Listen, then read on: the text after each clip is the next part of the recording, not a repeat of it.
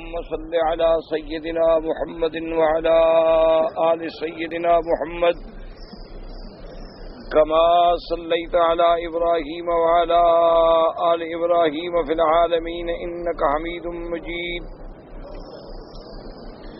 قال الله تبارك وتعالى في كلامه المجيد: أعوذ بالله من الشيطان الرجيم. بسم الله الرحمن الرحيم. لا يحب الله الجهر بالسوء من القول إلا من ظلم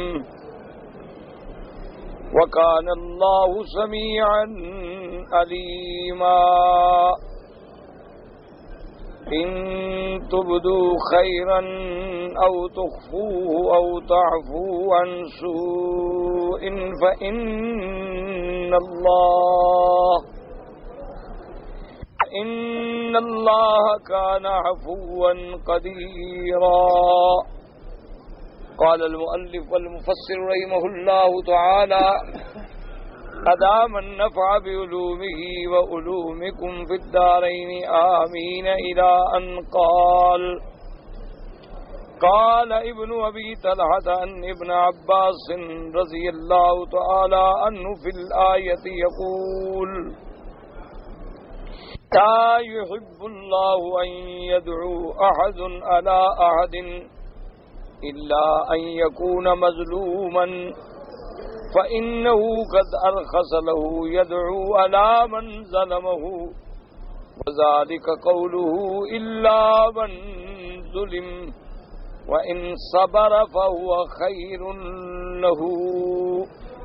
اب مفسر رحمۃ اللہ علیہ سورۃ النساء کی ان آیات مبارکہ کی تفسیر بیان فرماتے ہیں کہ ان آیات پر سیدنا ابن عباس رضی اللہ تعالی عنہما نے فرمایا کہ اللہ تبارک و تعالی اس بندے کو محبوب نہیں رکھتے ان یدعو احد علی احد کہ کوئی کسی پہ بد دعا کرے، ہاں مگر وہ شخص کے جو مظلوم ہے، یعنی ایسے بیٹھے ہوئے بد دعا کر رہے ہیں اللہ فلاں کو ہلاک کر دے، فلاں کو برباد کر دے، فلاں کو خراب کر دے، فلاں کو یہ کر دے، تو یہ بات اللہ تبارک و تعالیٰ کو پسند نہیں، اللہ کو محبوب نہیں. مگر اللہ نے مظلوم کو اجازت کہ جس بندے پر کسی نے ظلم کیا ہے، وہ ظلم جانی ہے، وہ ظلم مالی ہے، وہ ظلم قولی ہے، تو اس کو اس کے جواب دینے کا بھی حق ہے اور اس کے لیے اللہ تبارک و تعالیٰ سے دعا کرنے کا بھی حق ہے. اسی لیے ایک اور حدیث مبارک میں سرکار دو عالم صلی اللہ علیہ وسلم نے فرمایا: اتق دعوت المظلوم. حضور پاک نے ارشاد فرمایا کہ خبردار مظلوم کی دعوت سے بد دعا سے بچو، کیونکہ لیس بینہ و بین اللہ حجاب. مظلوم جب دعا کرتا ہے تو درمیان میں کوئی پردہ نہیں، سیدھی اللہ تک جاتی ہے کہ جب اس کے دل سے فریاد نکلتی ہے تو وہ سیدھی اللہ تبارک و تعالیٰ پر پہنچتی ہے اور اللہ تبارک و تعالیٰ پھر اس کی مدد فرماتی ہے. اسی طرح جیسے میں نے کل عرض کیا تھا کہ ایک تو ہوتی ہے غیبت، وہ مطلقاً حرام، اور ایک ہوتا ہے فحش فی الاقوال، یعنی آدمی منہ سے گندی بات نکالے. گندی بات نکالنا جو ہے یہ مومن کی صفت نہیں. حضور صلی اللہ علیہ وسلم نے فرمایا: المؤمن لا يكون لعانا. مومن کبھی ایسا نہیں ہوتا کہ یار اس پہ لعنت اور تجھ پہ لعنت اور تیرے کام پہ بھی لعنت اور تیری کھانے پہ بھی لعنت اور فلاں پہ بھی لعنت. یہ مومن کی صفت نہیں ہوتی کہ مومن کی زبان پہ لعنت ہو. اسی طرح حضور پاک نے ارشاد فرمایا صلی اللہ علیہ وسلم نے کہ المؤمن لا يكون فاحشا ولا متفحشا ولا بذی. آپ نے فرمایا مومن ایسا نہیں ہوتا کہ فحش باتیں منہ سے نکال، مومن ایسا نہیں ہوتا کہ گری پڑی اخلاق سے گندی بات جو ہے زبان پہ لائے. مومن کا کام یہ ہے کہ بات کرے تو بڑی صحیح بات کرے. اچھا، اگر مومن آدمی کا کبھی کسی جاہل سے، مشرک سے، کافر سے ٹکرا ہو جاتا ہے، بھئی اب کیا کریں؟ تو قرآن نے وہ بھی بتلا دیا کہ اذا خاطبہم الجاہلون قالوا سلاما. کہ اگر کوئی جاہل، کوئی کافر، کوئی مشرک کوئی ایسی بات کہتا ہے تو بالکل آپ کنارہ کر دیں، بس سلام متارکت یعنی دور ہو جائیں. اسی طرح قرآن نے فرمایا اذا مروا باللغو مروا کراما، اگر وہ کسی ایسے مقام پہ کہ جہاں لغو ہے، لغویات ہیں، فوج چپ کر کے اپنی جان بچا کے، عزت بچا کے گزر جاتے ہیں اور ادھر دخل نہیں دیتے. تو مومن کے لیے اللہ تبارک و تعالی نے مومن کو اخلاق کریمہ کا نمونہ ہونا چاہیے کہ مومن کی زبان سے اللہ والے جو ہیں وہ تو کبھی جانور کو بھی گالی نہیں دیتے. بندہ تو بندہ ہے، وہ کسی جانور کو بھی گالی نہیں دیتے کہ ہم اپنی زبان کو گندا کیوں کریں. اسی طرح ایک واقعہ لکھا ہے تاریخوں میں کہ بی بی رابعہ بصریہ جو ایک اللہ کی بہت بڑی عابدہ ولیہ گزری ہے، اللہ ان کی قبر پہ کروڑوں رحمتیں فرمائیں. وہ ایک دفعہ تشریف لے آئیں تو ان کی جو مصاحبات تھیں، جو عورتیں ان کے پاس یعنی تزکیہ نفس کے لیے ٹھہری ہوئی تھیں یا جو بھی جماعت تھی، تو وہ شیطان کی برائی میں لگی ہوئی کہ بھی شیطان بڑا ملعون ہے، مردود ہے، مرجوم ہے، شیطان نے وسوسے میں برباد کر دیا، شیطان نے یہ کر دیا، شیطان نے یہ کر دیا، شیطان ایسا ہے. تو اس کے بعد جب انہوں نے سنا تو ان کا فرمایا یہ کیا کر رہے ہو؟ انہوں نے کہا جی شیطان تو اگر شیطان ہی ہے نا، اللہ نے بھی تو قرآن میں شیطان پہ لعنت ہی بھیجی ہے، تو شیطان پر تو قرآن میں بھی لعنت ہے. اگر ہم شیطان کی برائی کر رہے ہیں تو اس میں کوئی ہم نے غلط بات تو نہیں کی. تو بی بی صاحبہ نے فرمایا کہ میں نے یہ نہیں کہا کہ تم نے غلط بات کی ہے، جتنا وقت تم نے دشمن کے ذکر میں گزار دیا اگر دوست کے ذکر میں گزرتا تو اچھا نہیں تھا. کہ جتنی دیر تم نے شیطان کا ذکر کیا ہے اتنی دیر تم اپنے رحمان کے ذکر میں مشغول ہو جاتے، اللہ کے ذکر میں مشغول ہو جاتے. جب اللہ کے ذکر میں مشغول ہو جاتے تو شیطان کی تردید تو خود بخود ہو گئی. جب ایک آدمی نماز میں لگ گیا، جب ایک آدمی تلاوت قرآن میں لگ گیا، جب ایک آدمی دین پہ لگ گیا تو شیطان تو خود بخود مردود ہو گیا، شیطان تو اس سے ناکام ہو گیا، شیطان تو اس سے ہٹ گیا. تو اس لیے جتنی دیر میں تم نے دشمن کو یاد کیا ہے، کیا یہ اچھا ہوتا کہ اتنی دیر جو تھی وہ تمہاری اللہ کی یاد میں گزر جاتی، اللہ تبارک و تعالیٰ کے ذکر میں گزر جاتی. اسی لیے میرے اللہ پاک نے ارشاد فرما دیا کہ لا يحب اللہ الجہر بالسوء من القول، اللہ تبارک و تعالیٰ کو یہ پسند ہی نہیں، محبوب ہی نہیں. ہاں اگر کوئی مظلوم ہے، انسان ہے، جب کسی کو دکھ پہنچے تو پھر چیخ تو نکلتی، جب آدمی کو تکلیف پہنچے تو اس کی آواز تو پھر نکلتی، اس کو تو اللہ تبارک و تعالیٰ نے اجازت دی. تو حضرت ابن عباس رضی اللہ تعالیٰ عنہ کے قول کے مطابق یہ ہے کہ یہ برا کہنا نہیں بلکہ کسی کے لیے برائی مانگی بھی نہ جائے، یعنی کوئی کسی کے لیے بد دعا نہ کرے، کوئی کسی کے لیے برا نہ مانگے. ہاں مگر الا من ظلم، اگر وہ مظلوم ہے اس کو اجازت ہے کہ وہ اپنے دشمن کے لیے، ظالم کے لیے بد دعا کر سکتا ہے. لیکن فرمایا ان صبر فخیر لہ، اگر وہ صبر کر جائے اور اپنے دشمن کے لیے بھی بد دعا نہ کرے اور معاملہ اللہ پہ چھوڑ دے تو وہ اور زیادہ بہتر ہے. اس کی وجہ یہ ہے کہ ہم اگر دنیا میں دشمن سے بدلہ لیں گے تو کیا بدلہ لے لیں، لیکن اگر ہمارے بجائے اللہ بدلہ لے تو وہ کیسا بدلہ لے. تو جب آدمی اپنے آپ کو عاجز کر دیتا ہے کہ یا اللہ میں عاجز ہوں، میں تو بدلہ لینے کی طاقت ہی نہیں رکھتا، یہ ظالم ہیں، جابر ہیں، عامر ہیں، میں تو مظلوم ہوں اور میری کوئی سنوائی نہیں، میرا کوئی وسیلہ نہیں، میں یہ معاملہ تیرے سپرد کرتا. اور اس میں ہمارے لیے تعلیم ہے سرکار دو عالم صلی اللہ علیہ وسلم کی کہ میرے آقا جب طائف تشریف لے گئے، دشمنوں نے پتھر برسائے، دشمنوں نے تکلیفیں پہنچائیں، دشمنوں نے اتنی تکلیف پہنچائی کہ میرے مدنی سرکار کے پاؤں زخمی ہو گئے، آپ کے جوتے مبارک خون سے بھر گئے. لیکن حضور کی زبان مبارک پہ کیا تھا؟ اللہم الیک اشکو ضعف قوتی وقلت حیلتی وہوانی علی الناس. یا اللہ میں اپنی کمزوری تیرے آگے رکھتا ہوں، یا اللہ میں تیرے آگے ہی شکوہ پیش کرتا. اسی طرح قرآن پاک میں دیکھیں کہ سیرت انبیاء کیا تھی کہ حضرت یعقوب علیہ السلام کو جب تکلیف پہنچی انہوں نے کیا فرمایا؟ انما اشکو بثی وحزنی الی اللہ. حضرت یوسف علیہ یعقوب علیہ السلام کو تکلیف پہنچی کہ فصبر جمیل واللہ المستعان علی ما تصفون. اسی طرح حضرت ایوب علیہ السلام کو دیکھیں کہ جب آپ کو تکلیف پہنچی آپ نے صبر کیا، اللہ تبارک و تعالی سے فریاد کی کہ رب انی مسنی الضر وانت ارحم الراحمین. تو مومن کی شان ہی یہ ہوتی ہے کہ اسے جب تکلیفیں پہنچتی ہیں، ہاں کبھی کبھی ایسا ہوتا ہے کہ اگر کسی نے اتنی بڑی زیادتی کی ہے تو اس کے لیے بد دعا کرنا بھی جائز ہے. جیسے کہ حدیث مبارک میں صحیح حدیثوں میں ثابت ہے کہ ابھی اتبا کے بیٹوں نے، اتبا جو تھے وہ بھی میرے آقا سرکار دو عالم صلی اللہ علیہ وسلم کے رشتہ دار، ان کے بیٹوں کے ساتھ میرے مدنی پاک کی بیٹیوں کا رشتہ تھا، نکاح تھا، یعنی حضور کے داماد تھے.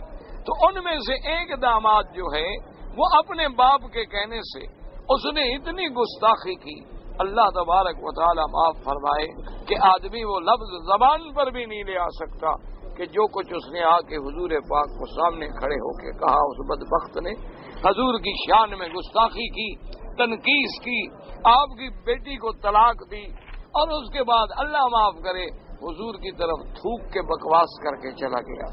تو اس وقت پھر اللہ کے نبی بھی جلال میں آ گئے، حضور پاک نے بھی پھر ہاتھ اٹھائے اور آپ نے دعا مانگی کہ اللہم سلط علیہ قلبا من کلابک، کہ یا اللہ یہ بدبخت اب اتنا جری ہو گیا ہے کہ تیرے نبی کی سامنے کھڑے ہو کے توہین کر، تو یا اللہ اس پر جنگل کے کتوں میں سے کسی کتے کو مسلط کر. حضور صلی اللہ علیہ وسلم نے بد دعا کی اور آپ کے یہ لفظ مبارک تھے کہ اللہم سلط علیہ قلبا من کلابک، کہ یا اللہ اپنے کتوں میں سے کسی کتے کو اس پر مسلط. اب جناب یہ ہے کہ حالانکہ دیکھیں وہ کافر ہے، مشرک ہے، دشمن، اتنا بدبخت ہے کہ حضور کی بیٹی کو طلاق دلوائی، بیٹے کو خود بھیجا کہ جا کے یہ کہو. لیکن جب اسے پتا چلا کہ حضور پاک کی زبان سے یہ لفظ نکلے ہیں تو اب تو پاگلوں کی طرح پھر رہا تھا، کہتا ہے ضرور نبی کی دعا لگ جائے.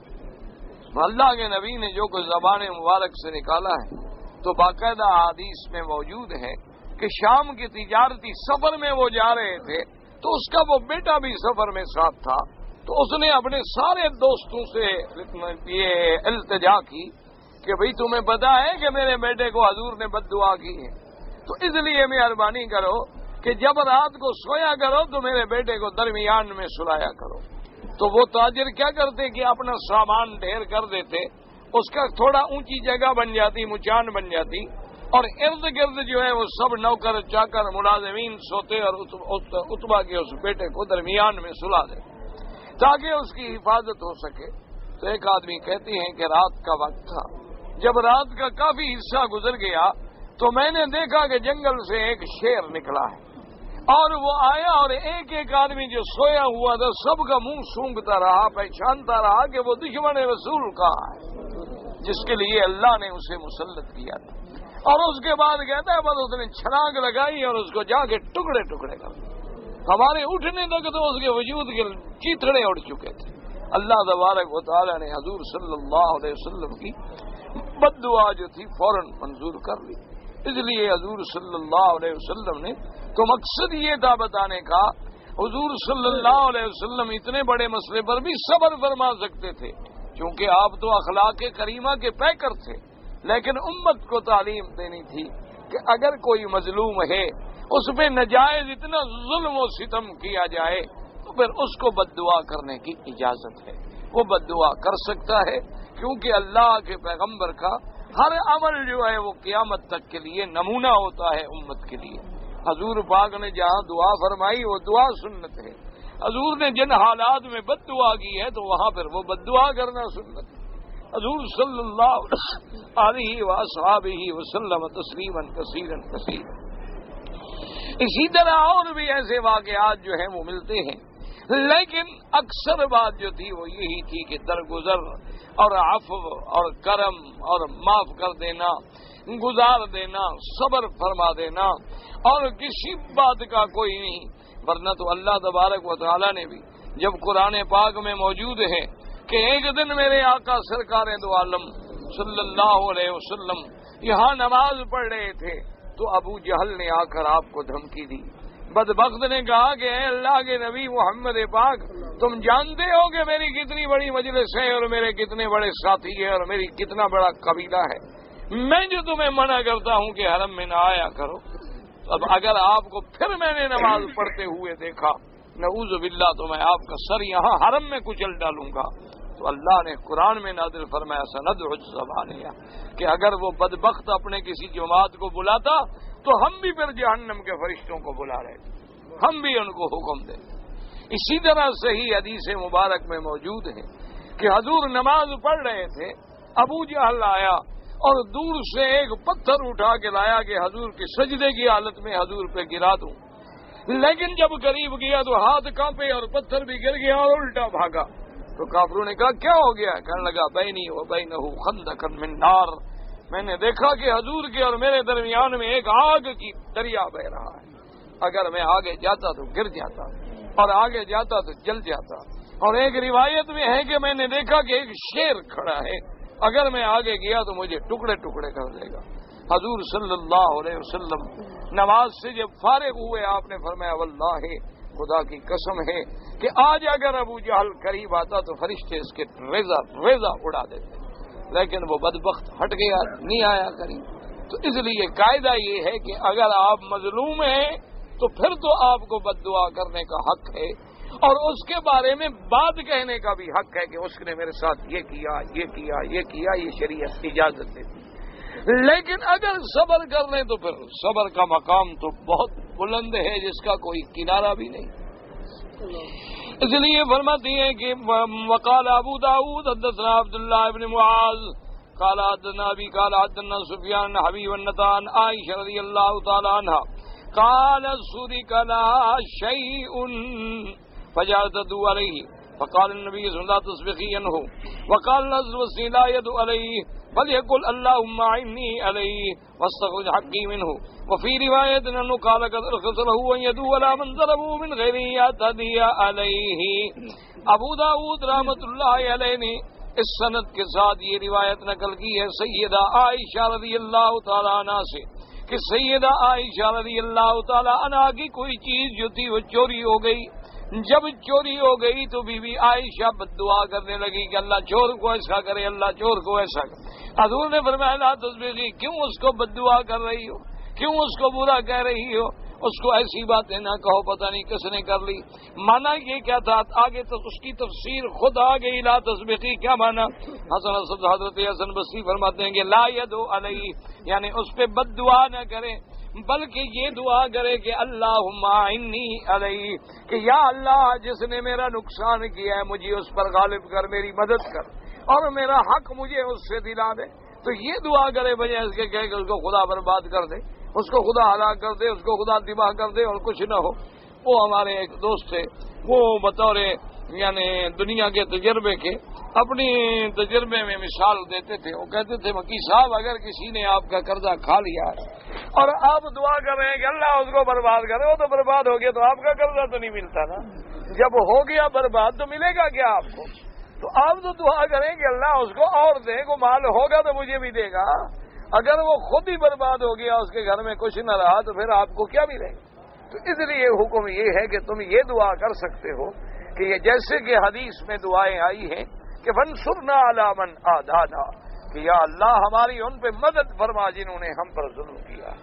اسی طرح حضور پاک صلی اللہ علیہ وسلم نے یہ دعا بھی سکھلائی ہے کہ اللہم لا تسلط علینا بذنوبنا من لا یخافک فینا ولا یرحمنا کہ یا اللہ ہمارے گناہوں کی وجہ سے ہم پر کوئی ایسا بندہ نہ مسلط کر دینا جس کے دل میں تیرا ڈر بھی نہ ہو اور ہم پر رحم بھی نہ کرے۔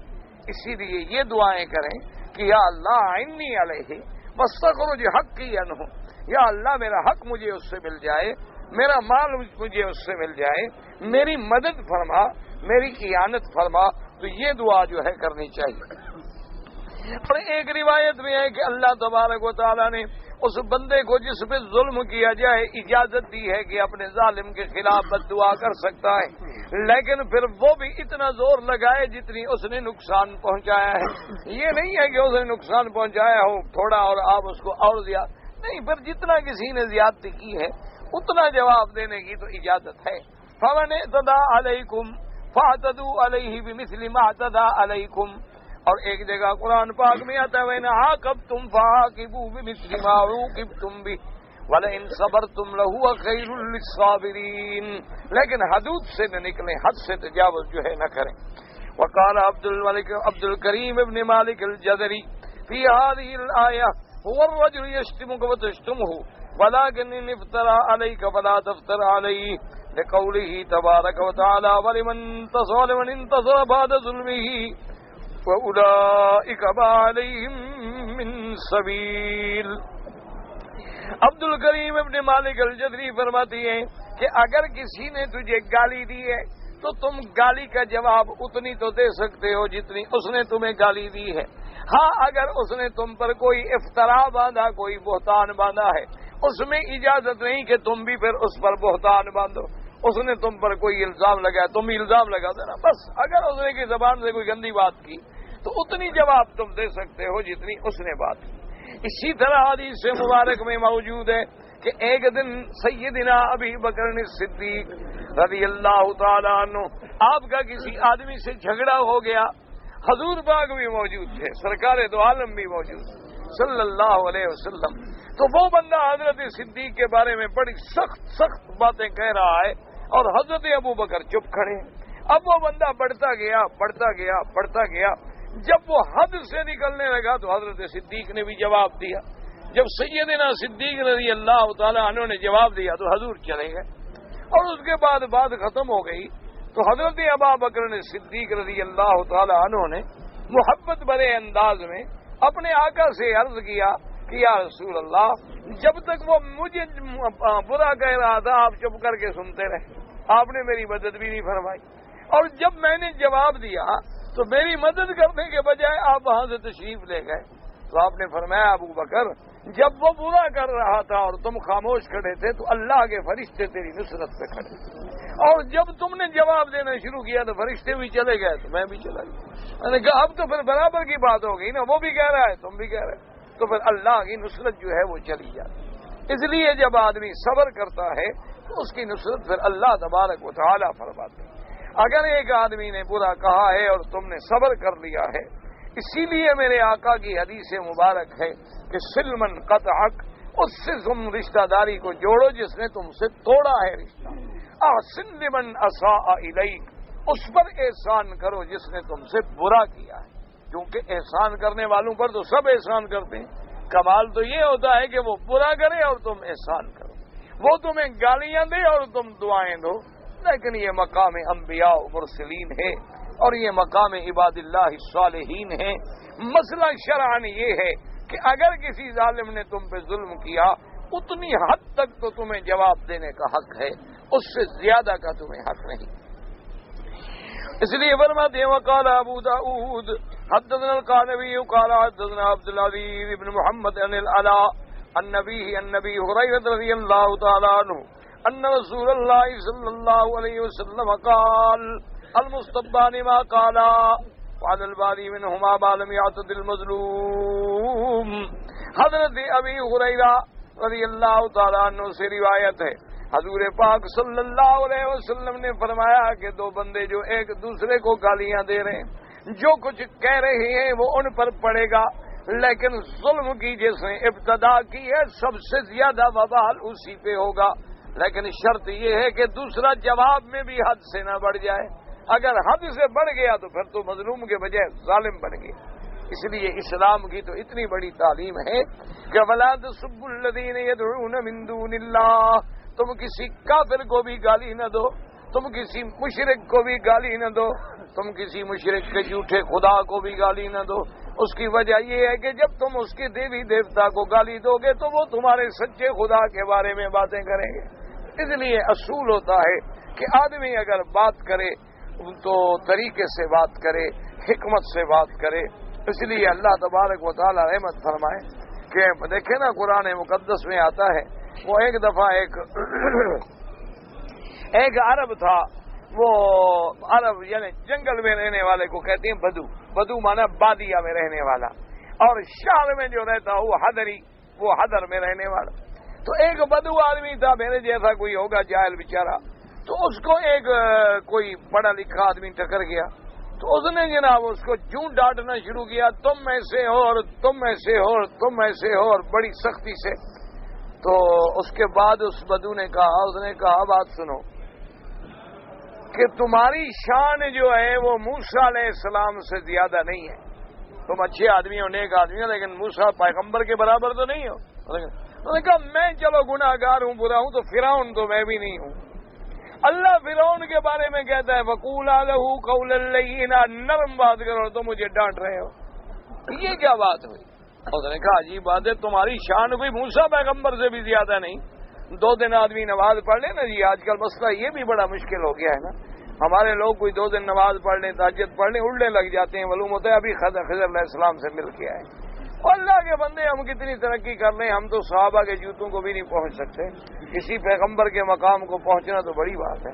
تو جب اللہ اپنے پیغمبروں کو کہتا ہے کہ اذهبا الى فرعون انه طغى فقولا له قولا لینا، کہ تم دونوں جاؤ فرعون کے پاس، لیکن نرم لہجے میں بات کرنا، سخت بات نہ کہنا، نرم بات کہنا، شاید اس کو ہدایت مل جائے اور شاید وہ اللہ تبارک و تعالی سے ڈر جائے۔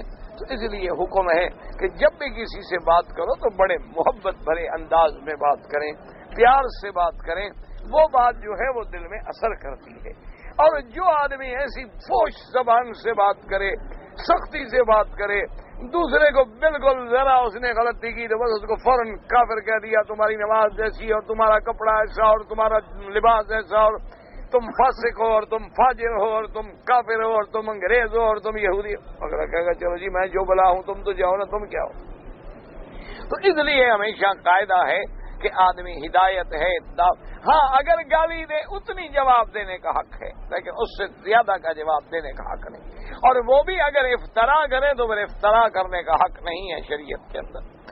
اس لیے اس کے بعد جناب فرماتے ہیں وقال عبد الرزاق انبان المصنع ابن الصباح مجاہد فی قوله تبارک و تعالی لا يحب الله الجهر بالسوء من القول الا من ظلم قال ضاف رجل رجلا فلم يؤد اليه حق ضيافته فلما خرج اخبر الناس فقال ذبت فلان فلم يؤد اليه حق ضيافتي قال فذلك الجهر بالسوء من القول الا من ظلم حتى يؤد الاخر اليه حق ضيافته۔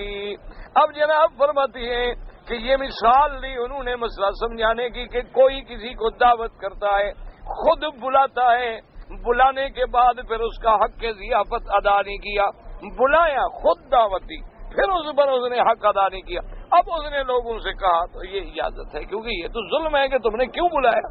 اگر تم نے بلایا ہے تو پھر اس کا احترام کرو، پھر اس کا اکرام کرو، پھر اس کا جو حق کے ضیافت اسلام نے رکھا ہے وہ پورے کا پورا ادا کرو۔ اب کسی بندے کو تم گھر میں دعوت پہ بلا لو اور کمرے میں ماشاءاللہ بٹھا کے دروازہ بند کر کے چلے جاؤ، اور وہ بیٹھا ہوا ہے، نہ پانی ہے، نہ روٹی ہے، نہ وضو کی جگہ ہے، نہ نماز کی جگہ ہے، وہ غریب ساری رات بیٹھا ہوا ہے، یہ اچھی مہمانداری ہے؟ تو اس لیے حکم ہے کہ ایسا کریں گے تو یہ بھی ظلم ہے۔ اگر اس نے کہا ہے کہ مجھے اس نے بلایا لیکن میرا حق کے ضیافت ادا نہیں کیا تو یہ بھی مظلوم ہے اور من ظلم میں آتا ہے، اتنا کہنے کا اس کو حق ہے۔ حضرت فرماتے ہیں وقال ابن اسحاق ابن ابي نجيح ان مجاهد يحب الله الجهر بالسوء من القول الا من ظلم قال هو الرجل ينزل بالرجل فلا يحسن ضيافته فيخرج يقول اساء ضيافتي فلم يحسن وفي روايه هو الضيف المحب رحله فانه يجر لصاحبه بالسوء من القول۔ وہ فرماتے ہیں اس کا مطلب یہ ہے کہ کسی نے کسی کو بلایا، اس کے بعد اس نے حق ضیافت جو تھا وہ ادا نہیں کیا، اب اس نے اگر کہا کہ فلاں نے میرے ساتھ زیادتی کی ہے تو یہ کہنا جائز ہے۔ اسی طرح بعد نے فرمایا کہ کوئی آدمی ایسا ہے کہ جو ضعیف ہے، مہمان ہے، اس کو پھیرا کہ تم میری طرف آؤ، المحول رحلہ، یعنی اپنے قیام کو میری طرف کر دو، لیکن پھر اس کا حق ادا نہیں کیا اور وہ کہے تو اس کو کہنے کی اجازت ہے کہ اسانی سے میرے ساتھ برا کیا۔ وقد روى غير واحد مجاهد هذا وقد روى الجماعة السبع النسائي والترمذي من طريق الليث بن سعد والترمذي من حديث لحية كلاهما عن يزيد بن أبي حبيب بن أبي الخير من سعد بن عبد الله عن عقبة بن عامر قال قلنا يا رسول الله إنك تبعثنا فننزل بقوم لا يقرون فما ترى في ذلك فقال إذا نزلتم بقوم فَأَمَرُوا لَكُم بِمَا يَنبَغِي لِلضَّيْفِ فَاقْبَلُوا مِنْهُمْ وَإِن لَّمْ يَفْعَلُوا فَخُذُوا مِنْهُمْ حَقَّ الضَّيْفِ الَّذِي يَنبَغِي لَهُمْ. اس روایت میں یہ آتا ہے صحابہ نے حضور پاک سرکار دو عالم صلی اللہ علیہ وسلم سے پوچھا، آپ نے عرض کیا کہ یا رسول اللہ صلی اللہ علیہ وسلم انک تبعثنا بقوم، آپ ہمیں بھیجتے ہیں کہ فلاں قبیلے میں جائیں، فلاں قبیلے میں صدقات کی وصولی ہے یا تبلیغ ہے یا دعوت ہے یا دین کی بات ہے. جب ہم جاتے ہیں تو ولم یکرونا، وہ ہمیں مہمانی نہیں دیتے، کھانا نہیں دیتے، ہمارا احترام کھانے پہ نہیں کرتے، تو ہمارے لیے کیا حق ہے؟ حضور پاک نے فرمایا کہ جب تم کسی قوم کے پاس جاؤ، اگر وہ تمہیں دعوت دیں، اگر وہ تمہیں مہمانداری دیں تو جو دے سکتے ہیں وہ تم قبول کر لیا کرو، اور اگر وہ نہ دے تو پھر اتنی لینے کی تمہیں حق ہے کہ جتنا انسان کے مہمانداری کا حق ہوتا ہے.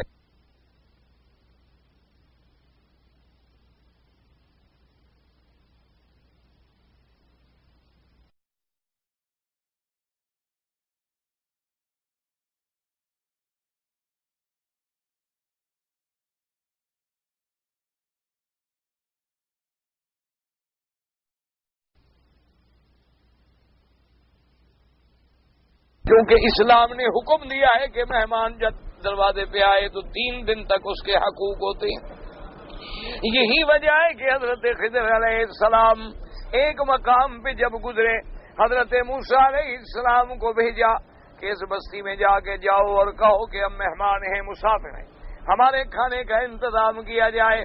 اللہ نے اس کو قرآن میں نقل کیا تھا اذا اتیا علی اہل قریۃ استطعما اہلھا فابوا ان یضیفوہما فوجدا فیہا جدارا یرید ان ينقض فاقامہ قال لو شئت لاتخذت علیہ اجرا. حضرت موسیٰ علیہ السلام جب گئے مہمان نوازی کے لیے تو بستی والوں نے کہا کہ نہیں، کوئی مہمانی نہیں. تو انہوں نے اتنا بے رخی کی کہ مہمان نوازی یعنی مہمان کا تو حق ہے کہ اس کو کھانا دیں آپ. انہوں نے انکار کر دیا. تو حضرت موسیٰ علیہ السلام غصے میں آ گئے، جلال میں آ گئے کہ یہ کیسے لوگ کہ یہ مہمان کو کھانا دینے کے لیے بھی تیار نہیں. تو حضرت خضر علیہ السلام گزر رہے تھے، اس بستی میں ایک دیوار تھی جو بالکل مائل تھی گرنے پر. تو حضرت خضر نے ہاتھ کا اشارہ کیا، اللہ نے ان کو کرامت بخشی کہ وہ دیوار سیدھی ہو گئی. موسیٰ علیہ السلام جلال میں آ گئے. انہوں نے کہا خضر عجیب بات ہے، وہ ہمیں کھانا نہیں دیتے، تم اس کی دیواریں بنا رہے. ایسی قوم کی، ایسی بستی والوں کی دیوار گرنے دیتے گر جائے دفاؤ. جن لوگوں نے ہمیں مہمانی ہی نہیں دی ہے، یا پھر ان کو بلاتے کہ بھئی ہمیں مزدوری دو، ہم تمہاری دیوار ٹھیک کر دیتے. تو ان سے لینے کا بھی ہمیں شریعت میں حق تھا. موسیٰ علیہ السلام کا اپنا قول جو تھا وہ شریعت کے مطابق حق تھا، لیکن خضر علیہ السلام کو چونکہ اللہ نے تکوینی دور پہ حکم دیا تھا کہ اس دیوار کے نیچے ایک خزانہ ہے اور اگر یہ گر جائے گا تو ان یتیم بچوں کا حق مارا جائے گا، تو اس لیے ان کو لیے وہ اپنے اللہ کے احکام پہ پابند تھے. اسی لیے تاریخ میں ایک عجیب واقعہ لکھا ہے. یہ علاقہ انطاکیہ کا علاقہ لکھا ہے مورخین اور مفسرین نے کہ یہ انطاکیہ کے علاقے میں وہ بستی تھی جہاں سے موسیٰ علیہ السلام اور حضرت خضر گزرے تھے. اچھا، جب صحابہ کا دور آیا تو قرآن پاک جمع ہونا شروع ہوا. پہلے تو قرآن لکھا ہوا تھا نا، مختلف لکھا تھا، کوئی سورت کہیں لکھی تھی، کوئی آیت کہیں لکھی تھی.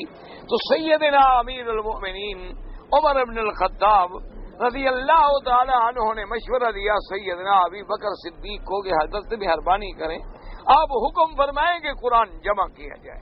ایسا نہ ہو کہ قرآن پاک جو ہے نعوذ باللہ کوئی آیات ضائع ہو جائے. تو سیدنا صدیق کے دور سے کام شروع ہوا اور سیدنا عثمان کے دور میں ختم. اس کے بعد پھر جب تابعین کا دور آیا تو اس دور میں اسی انطاکیہ کی بستی کے کچھ لوگ آئے. انہوں نے کہا کہ بھائی مہربانی کرو، ہماری بستی والوں کے ذمے جو قرآن میں ایک آیت آ گئی ہے نا تو ساری دنیا ہم پہ لعنت بھیجتی ہے کہ یار کہ کیسے بستی والے تھے کہ پیغمبر کو بھی روٹی نہیں تھی، ایک اللہ کے نبی کو بھی روٹی نہیں تھی. تم مہربانی یہ کرو کہ صرف 2 نقطے بدل دو تو جو مرضی آئے نا ہم سے بدلہ لے لو، خزانے لے لو، پیسے لے لو. یہاں قرآن میں یہ لکھا ہے کہ فَأَبَوْا أَن يُضَيِّفُوهُمَا، تو نیچے بے کا نقطہ اڑا دو اور اوپر 2 نقطے لگا دو کہ فَأَتَوْا أَن يُضَيِّفُوهُمَا، کہ وہ تو بھاگتے آئے گے جناب روٹی قبول کریں، مہربانی کریں، دعوت کھا لیں. تو صرف یہ 2 نقطے ہی بدلنے ہیں اور ہم ساری زندگی عذاب سے چھوٹ جائیں گے. تو انہوں نے کہا خدا کے بندو یہ کیا بات کر رہے، اللہ کے قرآن کا تو ایک نقطہ بھی نہیں بدل سکتا، چونکہ وہ تو اللہ کا فیصلہ ہے کہ انا نحن نزلنا الذکر وانا لہ لحافظون، کہ ہم نے اپنا قرآن اتارا ہے اور ہم اس کی حفاظت کریں گے۔ اگر ہم یہ لکھ بھی دیں تو پڑھنے والے کا تو ترجمہ ہی بدل جائے گا کہ جب تم روٹی کے لیے دوڑتے آئے تو پھر موسیٰ علیہ السلام کو غصے آنے کا کیا مطلب، تو ساری آیت کا معنی ہی بدل جائے گا، ساری آیت کی بنیاد ہی ہل جائے گی، کیونکہ ہے فَأَبَوْا أَن يُضَيِّفُوهُمَا فَوَجَدَا فِيهَا جِدَارًا يُرِيدُ أَن يَنقَضَّ فَأَقَامَهُ قَالَ لَوْ شِئْتَ لَاتَّخَذْتَ عَلَيْهِ أَجْرًا۔ تو اگر یہاں ہم کہہ دیں گے وہ تو روٹی دینے آئے تھے، مہمانی کرنے آئے تھے، تو پھر موسیٰ علیہ السلام بھی ناراض کیوں ہو گئے، پھر موسیٰ علیہ السلام نے اگلی بات کیوں کہی؟ تو بہرحال یعنی قرآن پاک کی حفاظت کا یہ بھی ایک مقام ہے کہ صدیاں بیت گئیں لیکن کوئی ایک نقطے میں بھی تبدیلی نہیں کر سکتا، کوئی ایک زبر اور زیر میں بھی تبدیلی نہیں کر سکتا۔ یعنی قرآن کی تحریف کے سب سے بڑے دعوے دار جو ہیں روافض ہیں، وہ کہتے ہیں کہ یہ قرآن جو ہے محفوظ نہیں ہے۔ انہوں نے باقاعدہ کتاب لکھی ہے، اس کتاب کا نام ہے فصل الخطاب فی تعریف کتاب رب الارباب۔ اس میں انہوں نے 2000 روایتیں نقل کی ہیں اور اس میں انہوں نے ثابت کرنے کی کوشش کی ہے کہ یہ قرآن جو ہے محرف ہے، مبدل ہے، اور یہ قرآن جو ہے اللہ کا بدل ڈالا گیا ہے، یہ صحابہ نے اپنے منشے سے بدل دیا ہے۔ اصل قرآن تو وہ ہے جو مصحف سیدنا علی ہے اور مصحف سیدنا فاطمہ ہے رضی اللہ تعالی عنہ۔ یہ قرآن جو ہے نعوذ باللہ یہ تو ناقص ہے، اس قرآن میں تو بہت ساری آیات نہیں، لیکن اللہ کی شان دیکھیں کہ اللہ نے اپنے کلام کا معجزہ ظاہر فرما دیا کہ آج صدیاں بیت گئیں لیکن صنعاء کے علاقے میں سیدنا علی کی قلم سے لکھا ہوا قرآن موجود ہے۔ حضرت علی رضی اللہ تعالی عنہ کی اپنی قلم مبارک سے پورا قرآن لکھا ہوا موجود ہے جو اس وقت ان کے میوزیم میں رکھا ہے اور لاکھوں دنیا زیارت کر رہی ہے۔ اللہ کی شکر ہے کہ سیدنا علی کے قرآن میں اور موجودہ قرآن میں ایک حرف کا فرق بھی نہیں۔ تو اللہ تبارک و تعالی نے یعنی ان کو جھوٹا کرنے کے لیے وہ قرآن بھی موجود ہے بعینہ ہی باصلہ ہی جو سیدنا علی نے لکھا۔ اس سے بڑی صداقت کیا ہو سکتی ہے اللہ کے قرآن کی؟ تو اللہ تبارک و تعالیٰ کے احکام کو تو کوئی نہیں بدل سکتا۔ تو اس لیے انہوں نے فرمایا کہ یہ بات ہے کہ اگر کوئی ضعیف، حضور نے فرمایا کہ بستی والے مہمانداری نہ کریں تو تمہیں حق ہے اتنا لے لینے کا۔ وقال الامام احمد حدثنا محمد بن جعفر قال حدثنا شعبة قال سمعت الجودي بحديث يحدث عن سعيد بن المهاجر عن المقدام بن ابي كريمة عن النبي صلى الله عليه وسلم انه قال ايما مسلم ضاف قوما واصبح الضيف محروما فان حقا على كل مسلم نصره والداعي ياخذ بقرى ليلته من زرعه وماله تفرد به احمد من هذا الوجه۔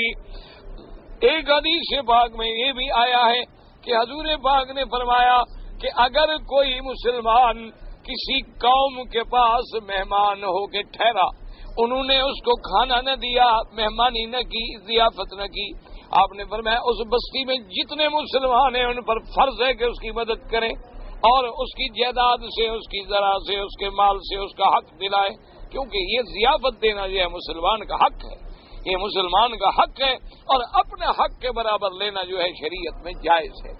لیکن حق یہ ہوتا ہے کہ 3 دن کے لیے، 3 دن کے بعد جو ہے پھر وہ حق نہیں ہوتا، پھر اگلے کی مہربانی ہے، چاہے وہ سال دیتا رہے 2 سال دیتا رہے، لیکن اسلام نے جو حقوق رکھے ہیں مہمانداری کے وہ یہ۔ بہرحال یہ روایات اور یہ اخلاق اور یہ اسلامی ہدایات اس زمانے میں تھی جب مسلمانوں کو اللہ اور اللہ کے احکام کا خوف تھا اور ڈر تھا، اور دوسرا کچھ وجوہات بھی تھی کہ دیہات تھے، جیسے اب ہم کسی بستیوں میں دیہاتوں میں جائیں تو کیا نہ ہوٹل ہے نہ رہنے کی جگہ ہے، تو لازمی بات ہے کسی سے ہم کھانا مانگیں گے، کسی کی گھر میں ہم جائیں گے، لیکن اگر شہر ہے اور وسائل موجود ہے تو پھر کسی کے پاس مہمان ہونے کی ضرورت بھی نہیں۔ اللہ تبارک و تعالیٰ نے خود اسباب پیدا کر دیے کہ ہر آدمی جا کے بازار سے کھانا کھا سکتا ہے، تو پھر اسے کیا ضرورت ہے کہ کسی کے پاس جا کے اپنے آپ کو محتاج بنائے۔ ہاں اگر وہ خود بلائے اور دعوت دے تو پھر اس کو حق ادا کرنا ہوگا، اور حق ادا نہ کرے تو اتنی مقدار میں شریعت لینے کی اجازت دیتی۔ وقال احمد بن يحيى بن سعيد شعبان منصور الشعبي عن المقدام بن ابي كريمه سمع رسول الله صلى الله عليه وسلم يقول ليلة الضيف واجبة على كل مسلم فإن أصبح بفنائه محروما كان دينا عليه فإن شاء اقتضاه وإن شاء تركه.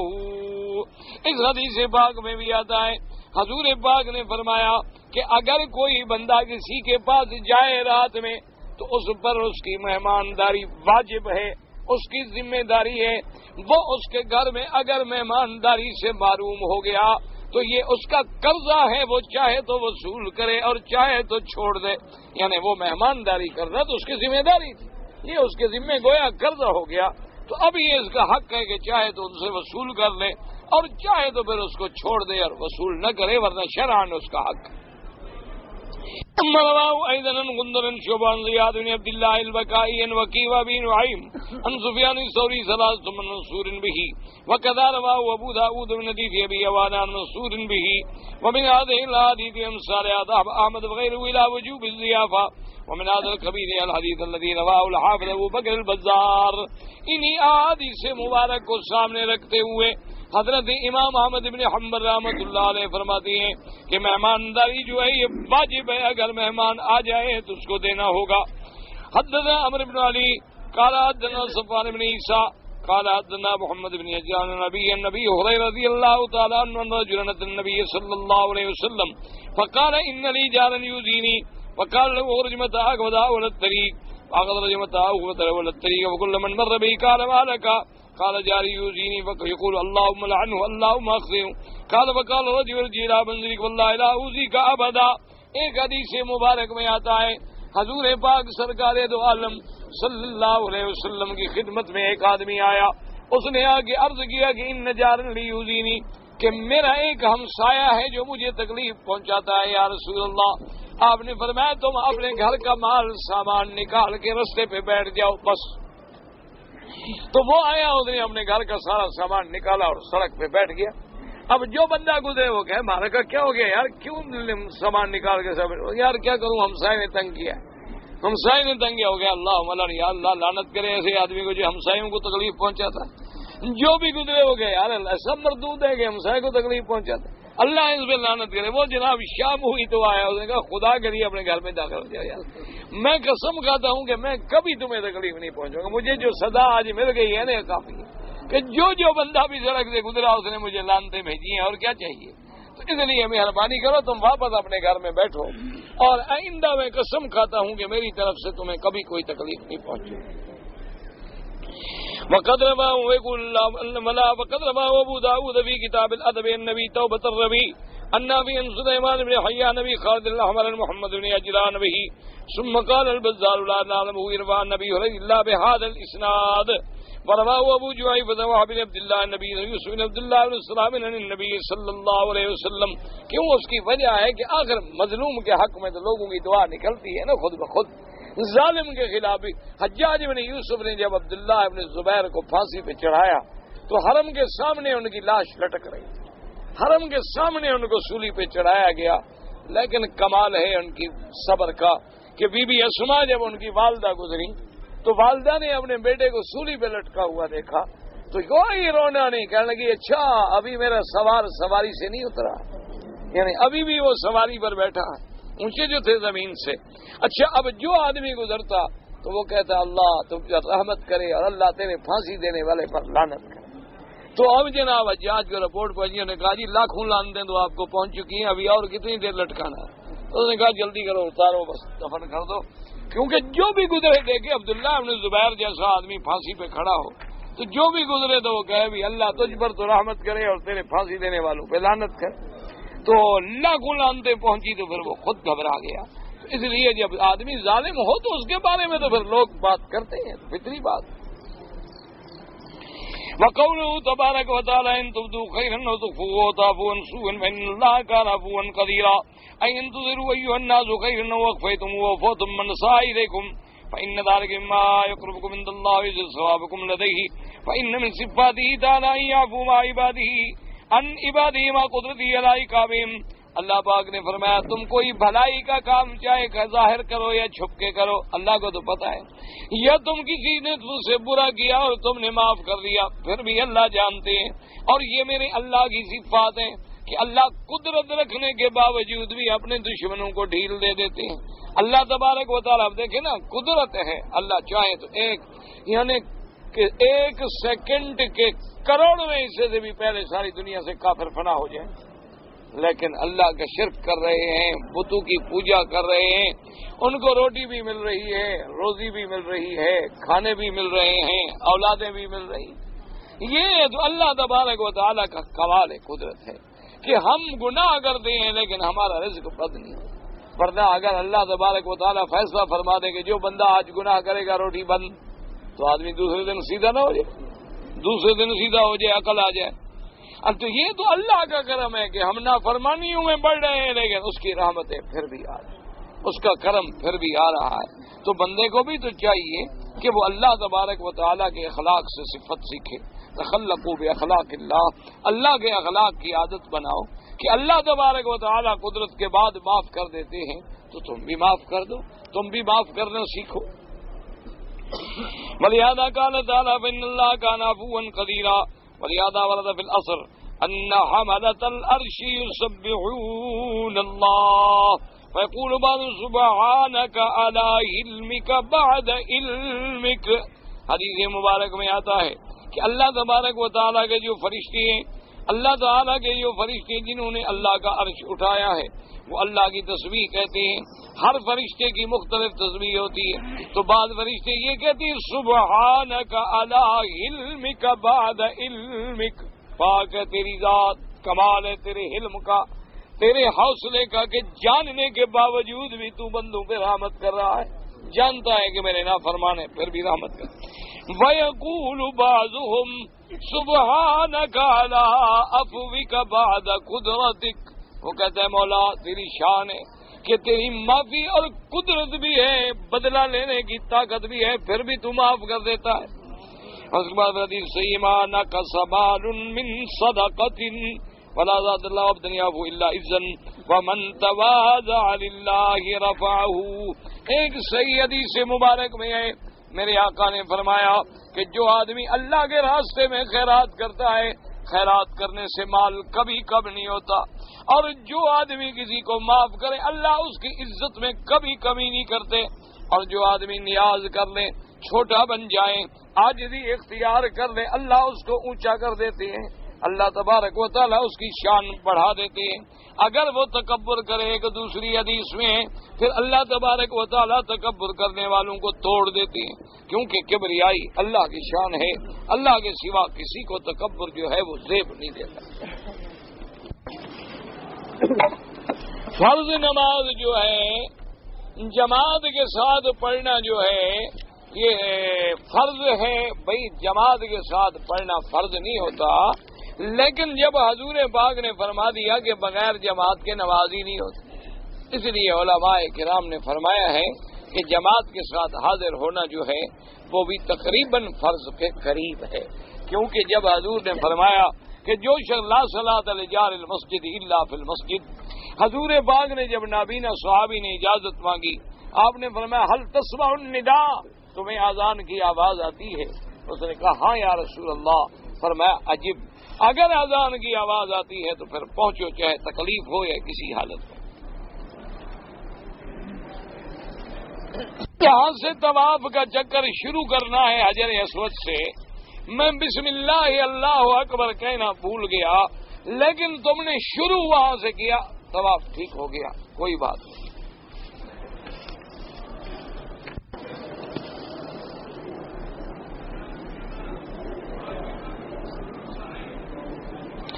میں مینا سے طواف کرنے، طواف زیارت کے لیے حرم آئی ایک عورت، اور یہاں اس کا شوہر وہ بچھڑ گئے، اب وہ 3 دن تک حرم میں رہی اکیلی، اور اس کے شوہر نے کنگریاں ماری، تو بات ٹھیک ہے، اللہ قبول فرمائے، عذر ہے۔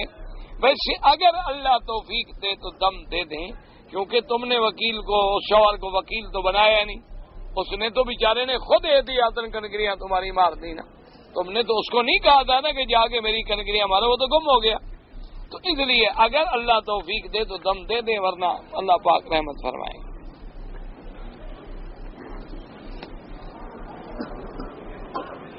اب میں نے اپنے ماموں کی لڑکی سے شادی کی ہے. میری شادی جو ہے گھر والوں نے زبردستی کرائی، اب تو بہرحال ہو گئی. میری ایک بچی بھی ہے لیکن میری بیوی سے نہیں بنتی، تو کیا میں اس کو طلاق دے سکتا ہوں؟ بھئی کوشش تو یہ کرو کہ طلاق کی نوبت نہ آئے، کیونکہ ابغض الحلال عند اللہ الطلاق، اللہ کو طلاق جو ہے وہ بڑی ناپسند ہے. بلکہ ایک روایت میں یہ بھی آتا ہے کہ کوئی بندہ اپنی عورت کو اگر بغیر جرم کے طلاق دے تو اللہ کا عرش ہل جاتا ہے. تو یہ اتنا بڑا جرم ہے. سوچ لو، صرف نفرت ہو سکتا ہے تمہیں نفرت ہو، اسی سے اللہ تمہیں کوئی ایسی اولاد دے دیں جو تمہیں قیامت تک یاد زندہ رکھ لے. لا تعذبوا شر لکم بل هو خیر لکم. اسی طرح اللہ نے قرآن میں حکم دیا ہے عسیٰ ان تکرہوا شیئا فہو خیر لکم، کہ بعض اوقات ایک عورت کو تم برا سمجھتے ہو لیکن اسی میں اللہ نے تیرے لیے خیر رکھی ہوتی ہے. اسی سے ایک ایسی اولاد پیدا ہو جاتی ہے جو قیامت تک تیرا نام روشن کر دیتی ہے. تو اس لیے سب سے پہلے تو صبر کرو اور سلو کرنے کی کوشش کرو اور اس نفرت کو محبت میں بدلنے کی کوشش کرو. اور یہ کوئی مشکل مسئلہ نہیں ہے اگر نیت ٹھیک ہو. ہاں یہ علیحدہ بات ہے کہ تمہارے دماغ میں کسی اور لڑکی کا عشق ابھی سے چڑھا ہوا ہے اور تم الزام جو ہے اپنے ماں باپ بیچاروں پہ لگا رہے ہو، تو پھر تم اگر ناجائز طلاق دو گے تو قیامت میں پکڑے جاؤ. اگر تم جائز ہے کہ عورت تمہارے حقوق ادا نہیں کرتی، عورت حقوق زوجیت ادا نہیں کرتی، تم اس کو سمجھاتے ہو وہ نہیں مانتی اور نشوز اتنا بڑھ گیا ہے یا دلوں میں نفرت ایسی پیدا ہو گئی ہے کہ تم اس کے حق ادا کرنے کے واقعی قادر نہیں ہو، تو پھر طلاق دینے کی اجازت.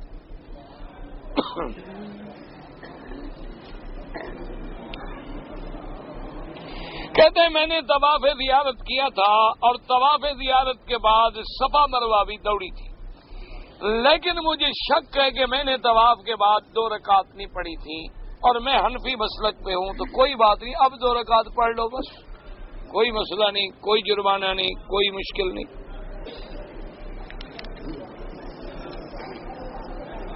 ماتھے پہ ہاتھ رکھ کے بوسہ لیتے، ماتھے پر بوسہ لینا جائز ہے، کوئی منع نہیں. شاست تو کوئی نہیں ہوتا، چاشت ہوتی ہے. البتہ نماز جو ہے شاست مہینے میں نہیں روز پڑھی جاتی ہے، پڑھو تو ثواب ہے، نہ پڑھو تمہاری مرضی.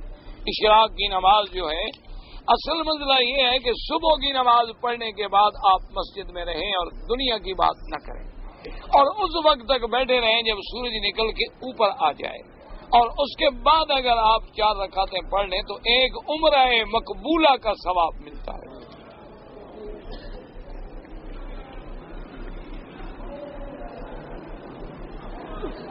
میں نماز پڑھنے میں ایک سورت پڑھنا چاہتا تھا، میں نے تھوڑی سی سورت پڑھی لیکن آگے بھول گیا، پھر میں نے دوسری سورت شروع کر کے نماز پوری کی. کوئی بات نہیں. ایک آدمی جو ہے وہ نکاح کا دلال ہے، یعنی وہ رشتہ کراتا ہے، بھاگتا دوڑتا ہے، اس کو پیسے دیتے ہیں. تو کوئی آدمی نوکر تھوڑا ہے، کون مفت کرا دیتا ہے. میرا بچہ بیمار ہے، اللہ ہر مسلمان کے بچوں کو شفا عطا فرمائے، اللہ سب کی بیماریاں دور فرمائے، اللہ پاک سب کے بچوں کو صحت عافیت اور والدین کے لیے قرۃ عین بنائے.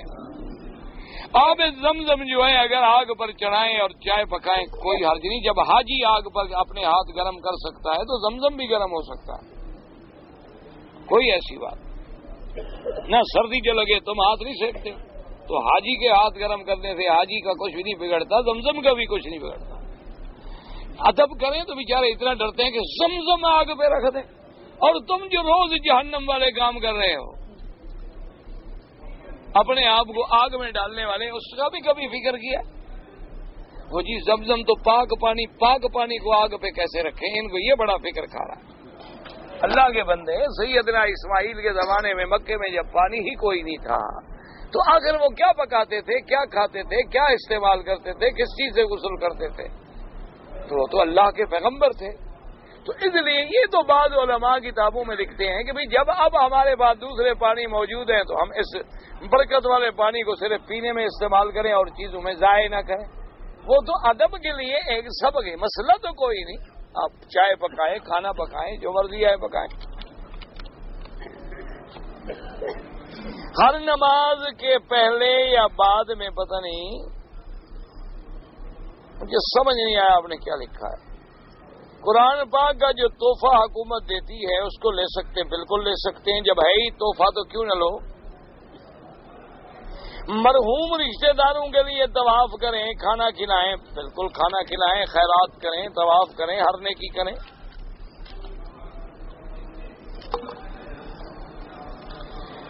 اس ڈاکٹر صاحب نے مجھے سلام کہے ہیں، اللہ ان کو خوش رکھے، آپ میرے بھی انہیں سلام پہنچا دیں۔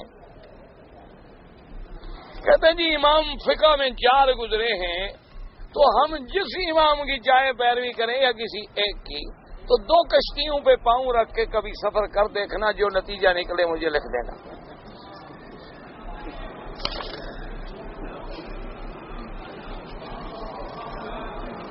مونچھیں مڈوانا سنت ہے، بالکل حضور کا حکم ہے، آپ نے فرمایا مونچھیں کٹاؤ اور داڑھی بڑھاؤ۔ اجوا کھجور جو ہے باعث شفا ہے، بالکل ہمارا ایمان ہے جب حضور نے فرما دیا، اور حضور نے فرمایا کہ دل کی بیمار جو ہے نا، جن کو دل کی تکلیف ہے، تو وہ اجوا کھجور کی گٹھلیاں اور کھجور دونوں کو کوٹ کے گٹھلیوں کو باریک کر کے مجون بنا کے چمچ سے کھایا کریں، اللہ ان کی دل کی بیماریاں بھی دور کر دیں گے۔ تو باقی ترتیب یہ ہے کہ آپ 7 دانے اگر صبح روزانہ کھائیں تو وہ زیادہ بہتر، ورنہ پھر جتنا اللہ نصیب کرے، 1 دانہ نصیب کرے، 3 دانے نصیب کرے۔ کہتے ہیں جی کہ ہم حنفی مسلک والے ہیں تو آپ 3 رکعت وتر پڑھا کریں، جو علیحدہ پڑھتے ہیں 1 رکعت وہ بھی ٹھیک ہے، حدیث میں ثابت ہے۔ رخسار بے رخسار لگاتے ہیں عرب لوگ، تو یہ معانقہ جائز ہے۔ میں نے خرچ کیا بھائی پر، اب بھائی مجھے کچھ نہیں دیتا تو اللہ دے گا، اور تم نے خرچ کیا تو کر لیا، آپ کر کے پھر کیوں سناتے پھرتے ہو؟ کر دیا تو کر دیا، اب چھوڑو، دریا میں نیکی کر اور دریا میں ڈال۔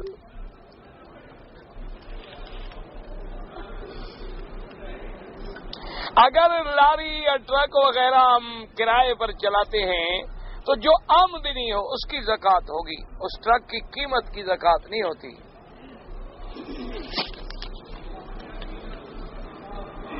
اگر ایک آدمی کی ریح خارج ہو جاتی ہے، ہوا قابو میں نہیں ہوتی، تو اس کو ہر نماز کا جب وقت شروع ہو، مثلا مغرب کی نماز کا وقت آ گیا، وضو کر لے۔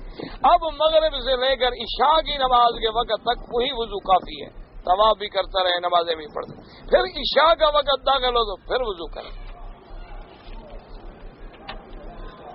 سارے علاقے میں نماز جنازہ کی دعا، اذان، قرآن قبر پہ لے جاتے ہیں، سب بدعت ہے۔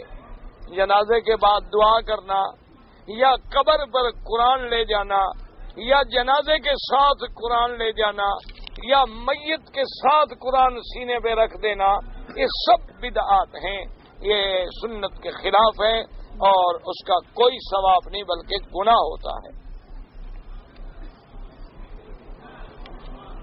تو جو قافلہ حضور کی خدمت میں آیا سواری مانگنے کے لیے اور آپ نے نہ دی، آپ کے پاس تھی نہیں نا، اللہ کے بندے، قرآن میں موجود ہے، قرآن میں موجود ہے کہ جب وہ مانگنے کے لیے آئے، حضور پاک کے پاس سواریاں موجود ہی نہیں تھی، اونٹ نہیں تھے صدقے کے، تو کہاں سے حضور دیتے؟ تو اللہ نے فرمایا کہ جب وہ واپس ہوئے تو رو رہے تھے، منافق ہوتے تو رو کیوں رہے ہوتے؟ تو قرآن میں قصہ موجود ہے، وہ مومن تھے، حضور سے مانگنے آئے کہ حضور آپ ہمیں سواری دیں تاکہ ہم بھی جہاد میں جائیں۔ حضور نے فرمایا کہ میرے پاس نہیں ہے، جب موجود نہیں ہے تو حضور کہاں سے دیتے تھے؟